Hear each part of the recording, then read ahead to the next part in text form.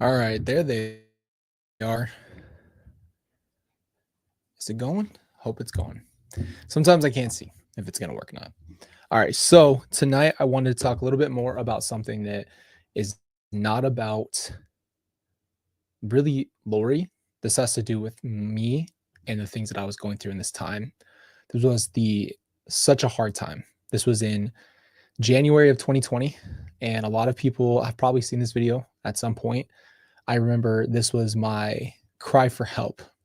But before I finished that point, what was interesting is when I had John and Lauren Matthias on for one of the podcast episodes, they actually were talking to me, and Lauren brought this up. And she said, I remember watching that video and watching you walk on eggshells. And I thought to myself, I didn't feel like I was walking on eggshells. And then I rewatched it.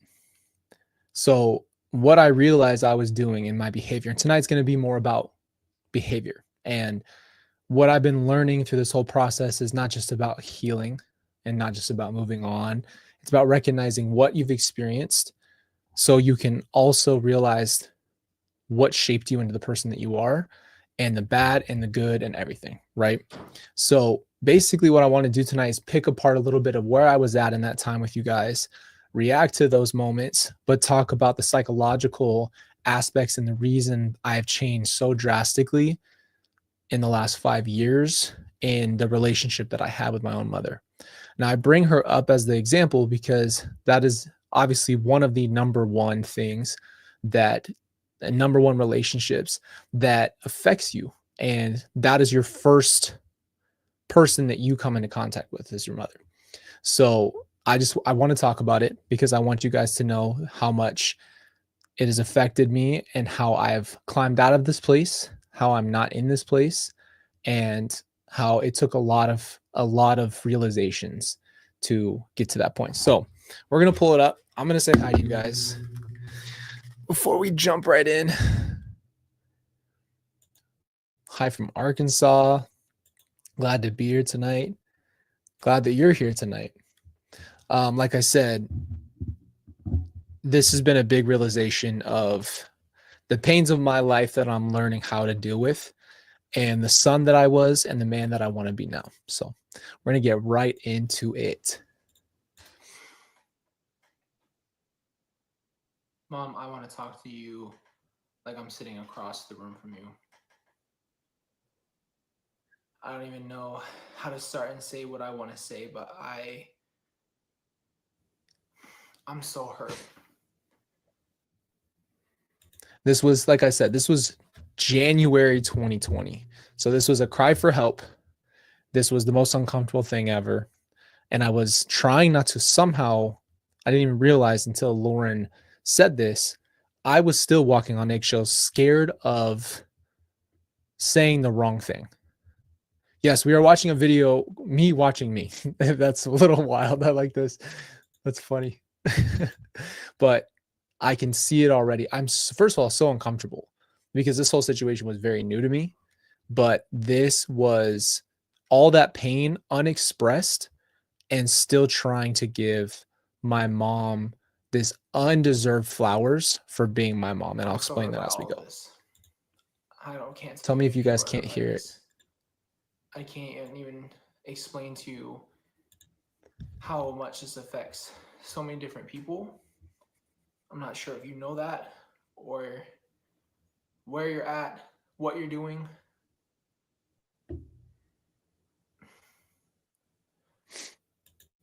It's very quiet. It was shot on my phone. I'm trying to figure out. I can't really control. Let me see. It's all the way up on the video for it. So I'm really sorry if it's too quiet. I'll turn on captions for you guys if it's possible. I can't tell you how hurt and frustrated and confused I am about what's going on. I think, I don't even know. I think what I want more than anything is for you. You have the power to end this. You have an opportunity to put this all to rest. I know that it's hard maybe for you. Maybe it's something you don't want to do. I don't know. See, right here. So what I'm talking about is they had already told her to bring the kids at this point, I'm pretty sure. This was obviously in November is when the police came to my door, and then this is in January. So I'm knowing you have to do something about this.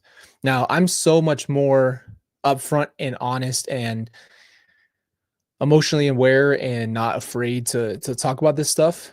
But then this time, I was so scared to upset her, even though I was deeply, deeply hurt, angry, and I can't even tell you the emotions. And on top of it, she's for whatever reason, she's keeping my brother and sister in my mind away because she won't bring them in. And again, I'm still wrestling with what I think is going on in that situation. And so this was me just tiptoeing to try to get her to do the right thing by approaching her, because I know if I come in angry like I was, she would have been very, very defensive. And so watching myself hurts me, because I knew that I was doing this because I knew I had to approach her as soft as possible to not get her to do something even more rash. No. I really, really want to see Tylee and JJ. I really want this to be over for more than one reason. And I'm not talking about myself. I'm not talking about people trying to get answers from me, people wanting things from me. I'm talking about simply the fact that I can't even fathom that this is happening to our family. I grew up with you. I grew up with Tylee and JJ as my siblings. We grew up in a family. I grew up with stepbrothers and a stepdad. Like, we had a life. And it seems like that life never existed at this point. So it's heartbreaking for me too, just because there was a lot of complexity in my heart. There's a lot of pain. I'm very uncomfortable. I'm telling you guys, when I made this video, I did not care if anybody else in the world saw it but her. That was it. And this was my first experience with what I'll call the internet, because this video had a bunch of views and you couldn't even believe the comments on this video. Like, they were so, well, the internet, that's what it was. And I was like, this is too much, because I'm already upset. But this was a hard video because I remember trying to figure out in my mind, what can I do? And I felt so helpless. I felt so unbelievably just stuck. I couldn't do anything. I had no idea where I could start. I had no idea what was going on. I had no idea where they were. Like, it was seriously, I can't tell you how this felt. I can just watching it, I was unbelievably uncomfortable and hurt and angry, and I couldn't even process that. I don't know what I can tell you. I don't know what I can say to you that would mean more than to me than just to say that I want this to be over. And for so many different reasons, I want this to be over. I want you to really think about what's important right now. What's actually important? What do we need to do? I'm over here worried and thinking about Tylee and JJ. I don't know what I need. I want you to end this. I want you to end it. For everybody. For the kids. For yourself. For all of us. This can end. So please,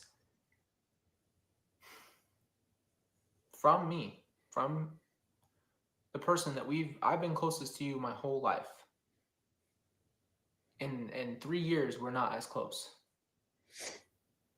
And I'm sorry that we weren't close. See, why am I apologizing? I'm apologizing because I thought that because I got married and we haven't been as close, since I got back from school that I would apologize to her because we weren't close. And I was trying to make sure that I never upset her. So, yeah, that's exactly right. I was trying to still never upset her. And I think of it, the best example I could give you is like trying not to wake a sleeping bear. You do anything you possibly can to make sure you don't upset that person. That is not a life. And if you're having to do that in any type of relationship in your life, you are wasting your time. You are literally feeding someone who makes you think you have to talk to them and apologize. You cannot, I can't even put into context how much of my life has just been apologies, just constantly. Because anytime anything was barely a problem, no matter how valid I was, it was always the problem that I didn't want to wake the bear. I didn't want to hurt her or upset her. And I'm here apologizing to her for zero reason. I'm sorry we weren't close. I'm sorry I haven't been as close to you. I'm sorry that I wasn't a better son. I took so much of this responsibility of what was going on me.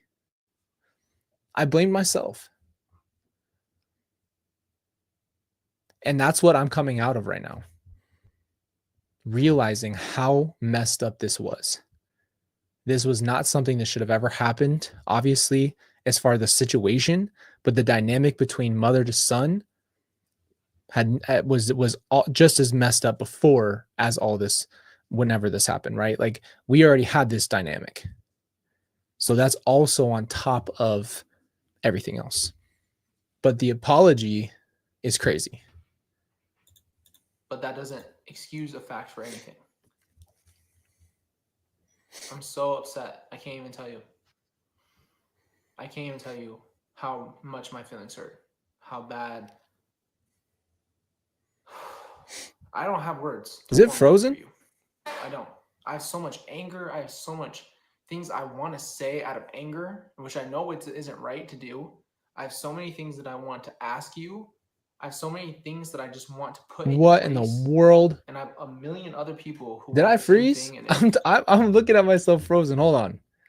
Bro, there's no way. Can you guys hear me though?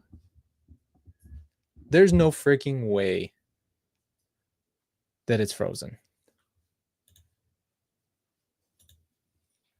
That's just awesome. There's no freaking way it froze. There's no reason it froze.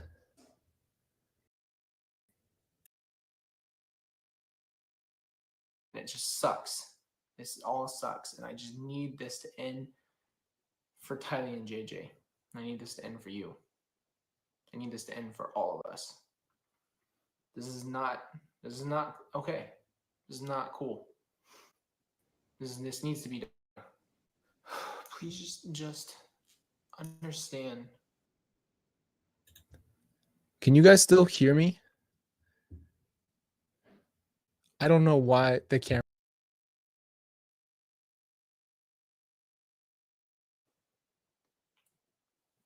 I'm your son. I would never want anything to happen to you. And I would never want anything to happen to Tylee and JJ ever.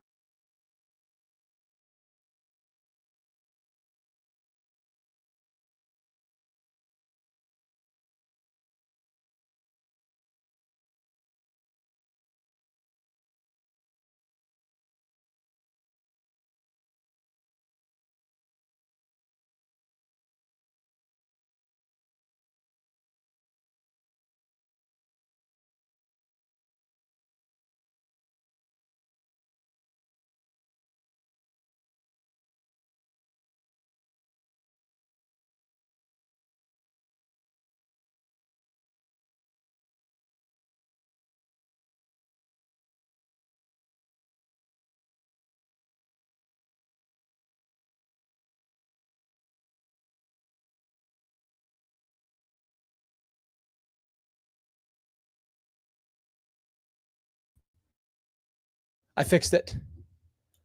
I fixed it.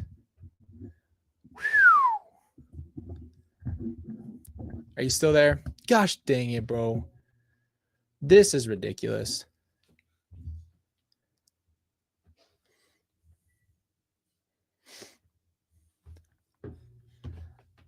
You hear me? Can you see me? What the frick? Did I fix it? Gosh dang it. The camera froze. The mic went out. We got some Wi-Fi issues over here. I'm gonna call Cox. We're gonna have a conversation. I'm so sorry that happened. I don't know why we're having so many tech issues over here. Anyway, like I said, before that crap happened, is yeah. Yes, so guys, just so you know,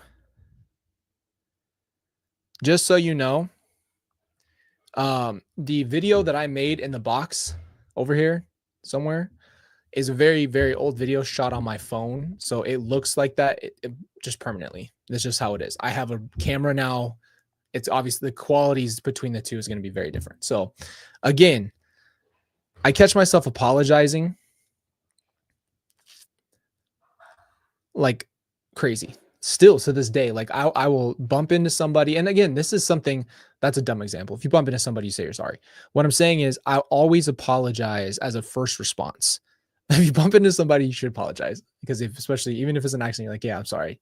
But what I mean is, like, if I'm doing anything like walking by and we're too close, I'll be like, oh, sorry. Like there's no reason to always be apologizing. An apology only matters if you mean it from your heart and you're apologizing for something. But I grew up apologizing all the time. And I grew up, what I learned, a hard lesson is when you have to parent your parent. And I'm sure a lot of people have had to be in that position when you've had to be the one emotionally strong and be, yes, another, Kimberly just said it. It's people pleasing. We've talked about that on the channel. What a horrible thing to spend your life trying to make sure everybody else is happy while you suffer the consequence for trying to make them happy. Your job in the world is not to make other people happy. And guess what? I don't even think your goal of your life should be happiness. Because guess what? Everything about life isn't perfect and you're not always going to be happy. So when you are going through a hard time and you come out on the other side, that's when it matters. That's how you know you grew. The problem is it's imagining I want this happy life and this perfect life, but then that happiness isn't always going to mean anything because you're not going through the trials. That's just how it works, right? So being a people pleaser gets you nowhere. And sometimes it's natural. Sometimes you grow up that way. And sometimes there's just things that you can't, you didn't even realize you were doing it. But if you catch yourself constantly apologizing on a regular basis for everything, you should reevaluate what you're apologizing for. Let's keep going in the video. Ever in time, I would do anything to protect them. And you know that. I just want them to be safe. And I want them to be okay. And I just want you to just find it in your heart to be able to help this situation, because I'm really just having a hard time right now too. And it's not about me, but I'm having a hard time too. I'm having a really hard time, and I can't tell you how hard this has been. Even if you just show them on FaceTime, just show them on FaceTime to the police, that would be a lot better. I don't know what else I can tell you to do than just to know that this is the right thing to do. I want you guys to be safe, and I want you guys to be okay. But we're way past the point. We're way past the point of that. It's uncomfortable to watch, dude. I'm doing this because I can't sit there and talk to you. I'm doing this because I can't sit across the room and have a conversation with you. And so I have to do it on here. That sucks. I can't call my own mom. I can't go see my siblings. Everything that's happened, everything that's been going on, like, I can't even tell you. I've never felt this way. I've never had my heart broken like that, you know? Now, I wish things were different, and they can be different. They really can. They can be different. All I was saying is you are in charge. If Tylee and JJ are just hidden away, show them on FaceTime, and no one's going to be, I mean, obviously we're going to want to see them, but like all they're asking you to do is show them the kids. And I kept thinking to myself, that's not hard to do. That's not a hard thing to do. Different. You have, I know you know the right thing to do is, and I know that you have a good heart, so I know that it's time to do the right thing, and it's time to do that. It's time. It's time to do the right thing. And I just ask you, please, just listen to what I have to say and just think about what I have to say, because I only want what's best for them. I want what's best for you. But if that's not going to be the case, then I don't know what else I can say. All right. So to touch on a couple of things there, me trying to tell her, I know you have a good heart. I know you're a good person. I know you would never do anything bad. I trust you. I don't know what you're doing. I'm very angry at you, but I'm going to reserve everything I feel just to make sure you feel and know that I support you, even though I'm unbelievably mad at you and I can't understand what you're doing. I was still walking on those eggshells. And what's even more effed up is we have a video on the channel that I showed you guys where Chad left me a voicemail while Lori was in jail, and he got my number from her and tried to call me and left a voicemail and said something about a Chiefs shirt, jersey, something he said like that. And that's what he's referring to. He knew because they watched it. And there was just a different level of, when I went to share it with you guys, when I realized, holy crap, like you watched that video and it meant nothing to you, obviously.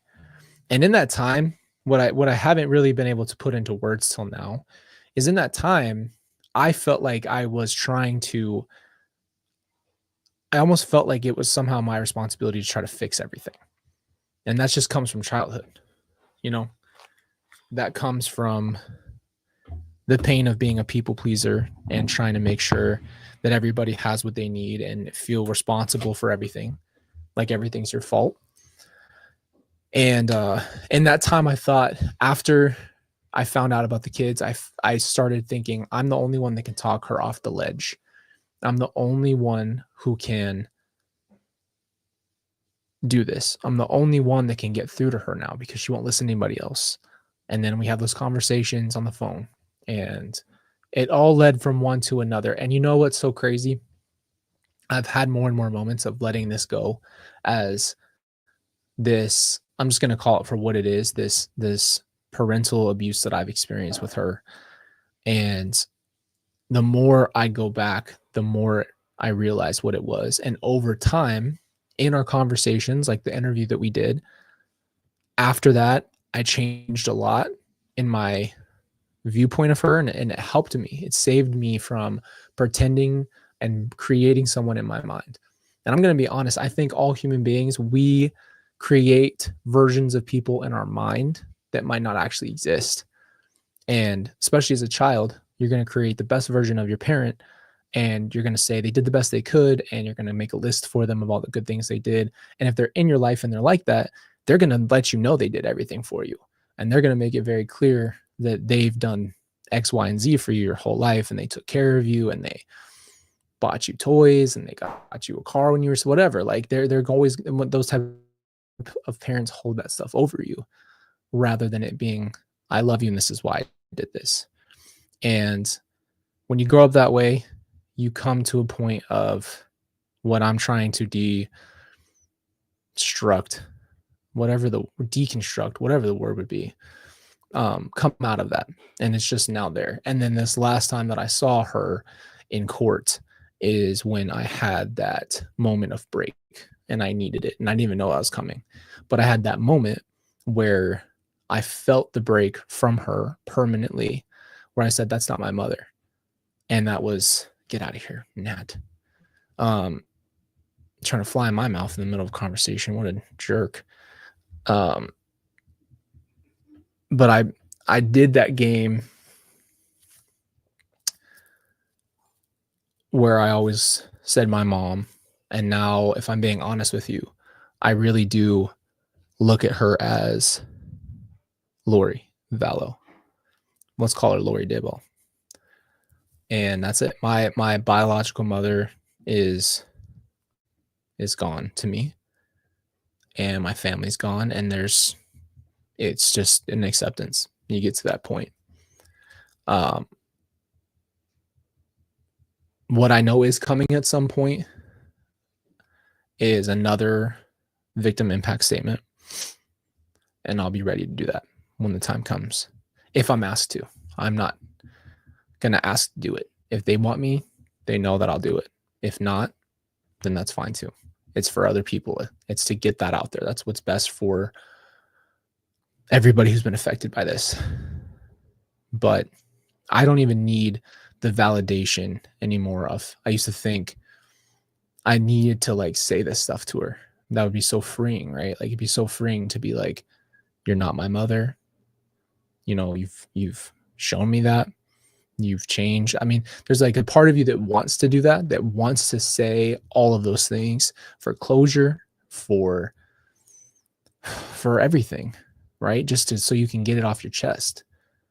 But the gnat's still trying to go in my mouth. Sorry. It's like coming right here. I just think that I'm learning as I go on that there's a lot of hard things, and people can affect you and hurt you and put you in positions you should never be in. And your response is your victory.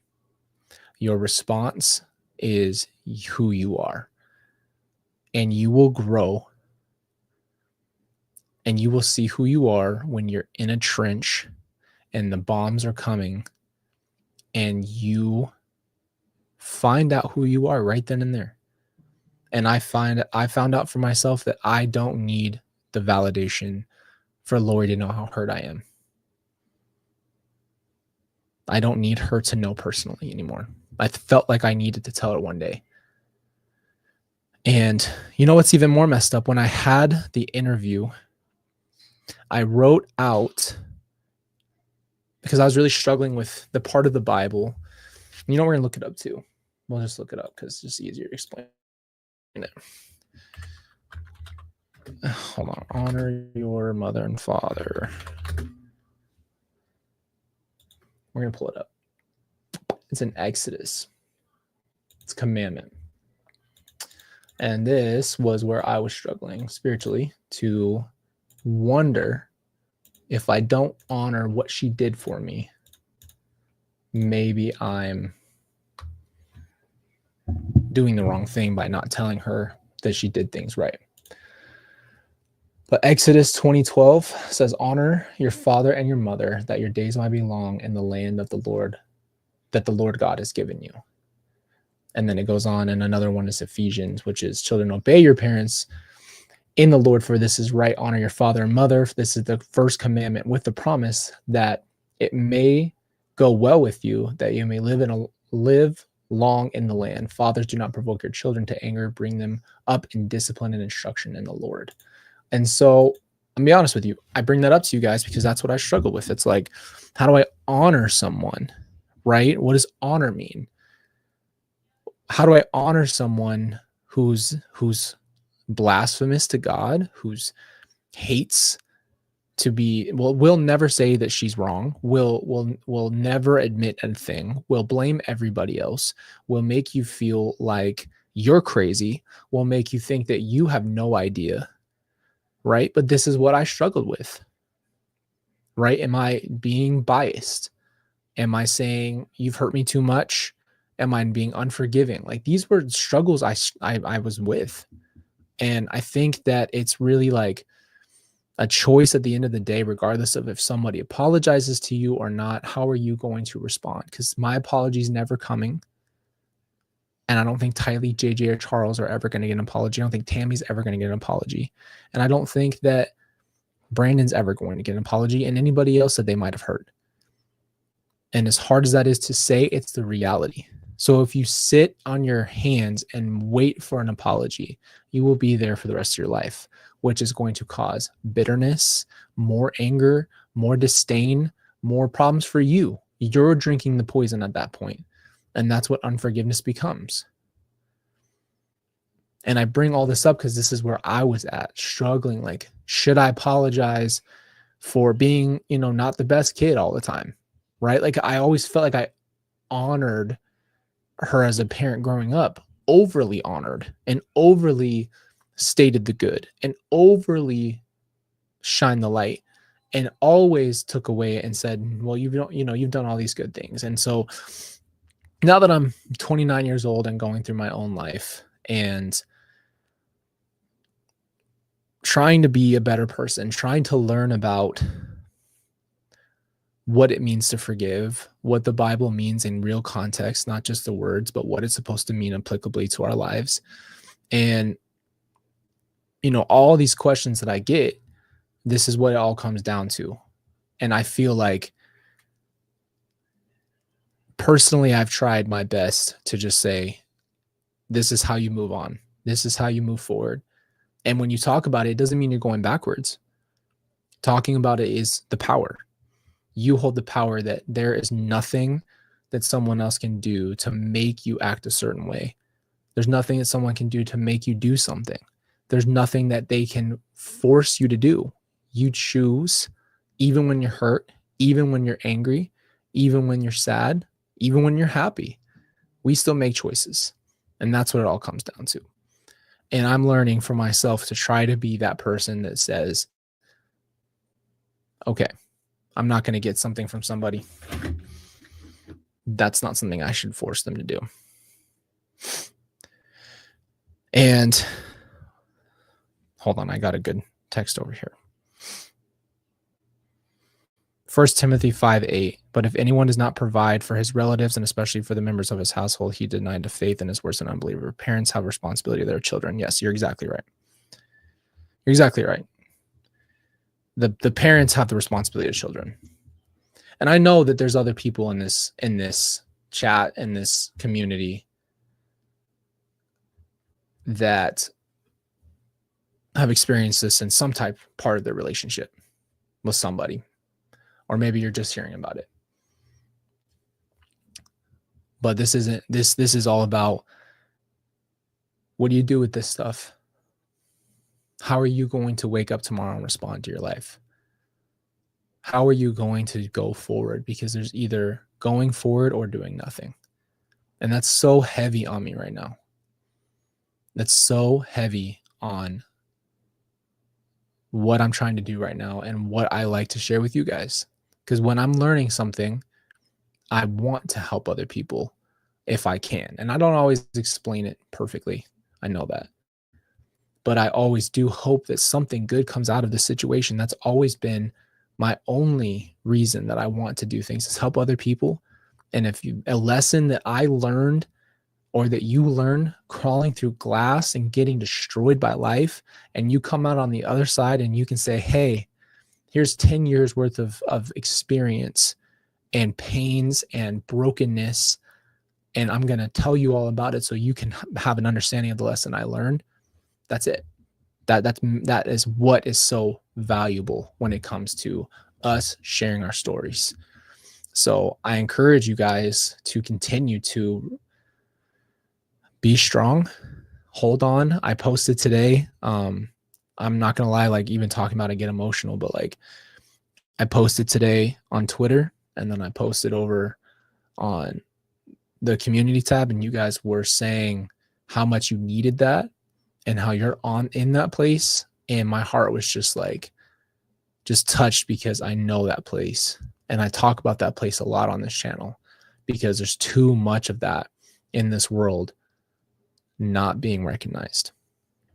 That hard place that's so lonely, that gets you to the deep, dark depths where you feel alone and you feel like you're drowning and you don't know how to breathe anymore, and you don't know how to function anymore, and you don't know if you can make it another day, let alone another hour. Like, I get it. And I'm here to try to help the best that I can from my position. I can't get to each and every single one of you, but I would love to. I'd love to be a shoulder for you. And that's what we're meant to do. And that's what this should all be, is once you become strong enough in your trials to become a shoulder for someone else. And that's what it's all about. That's what this whole, I think that's what it's all for. I think that's the human condition. I think that's why God put us all, I think he put billions of us on this planet for that reason, because we're all supposed to shoulder each other's stuff. And I'm sorry, I know sometimes like I would love to just have a sit back, kick back, fun, laugh our butts off stream. Maybe we'll plan that. Maybe this week we will just plan a fun stream that is not heavy, that is not super emotional, but you guys know I love you, and thank you for sticking with me through the tech issues. That was horrible. But I did see someone say something that I want to address. And I think she said, can you please tell me how you're able to smile after everything you've been through? And you know what I think about? I think about the price of life and how moments are currency. And I've had so many good moments in my life that I'm rich with memories, and I'm building memories now. And I just believe in my heart that I'm not going to smile every single day, and I'm not going to smile all the time, but life is worth enjoying while you're going through it. And sometimes when we hit struggles, the first thing we get to is, how is this happening? Why do I have to go through this? Like, why is it so hard all over again? And I know that's me talking to you. That's me in my own head. That's how I talk sometimes. I'm like, how can I keep taking this? Like, how long am I going to have to keep trying to hold out until it just, there's some relief? And then I think it was this morning, I heard, just count it all joy when you face trials. And I'm like, God, what are you trying to do? Like this, what do you mean count it joy? Right? Like make it, it's fun. Am I supposed to be like happy the trials are here? But that's what it says. And so the point I'm trying to make to you is simply this: life's still happening around you when you're going through it. And even if you're in a hole, this is the only way to get out of it. The loneliness, the betrayals, the pains, the doubts, the anxieties, the worries of your life. We all feel that. We all know what I'm talking about. And I just want you guys to know you're not alone in this world, no matter what you're going through. And I know it feels like no one could ever understand where you're coming from. And I get that. But we're here for you. This channel has become one of the most beautiful things I've ever seen in my life, of people being humans and not trying to judge each other, not trying to be better than each other. It's just humans. And it's a beautiful thing. And I love it. And I love you guys. And that gnat, I'm going to kill the gnat quicker than a hurry. The second I see that gnat, I'm going to throw a toothpick through it like a ninja, because it's pissing me off. But you know what? Let's do this since you guys are all here. Let's plan this week. What is it? Wednesday? Let's plan for Friday to just do a fun stream. Let's just have fun. Let's just blow some steam off. You guys can, maybe I'll post in something you guys can see if there's any videos you want to react to or talk about. Just do one fun thing that just makes us have a good time and we can enjoy it. I think we all need that. I think we've had a lot of heavy, and that's okay. That's just what life is. And when your life is heavy, it doesn't always have a timetable on it. But let's just have some fun, and we'll make that a priority. So I'll post that for you guys in the community tab. But anyway, I just wanted to say thank you as always. Like, you guys are incredible. You've been so loving, supportive, and incredible, and that's not lost on me. And thank you for being here. Thank you for spending your Wednesday night now here, and I appreciate you guys and love you. I will let you know when we go live again. Plan for Friday, and we'll make it fun. So love you guys. Have a great night, and see you soon.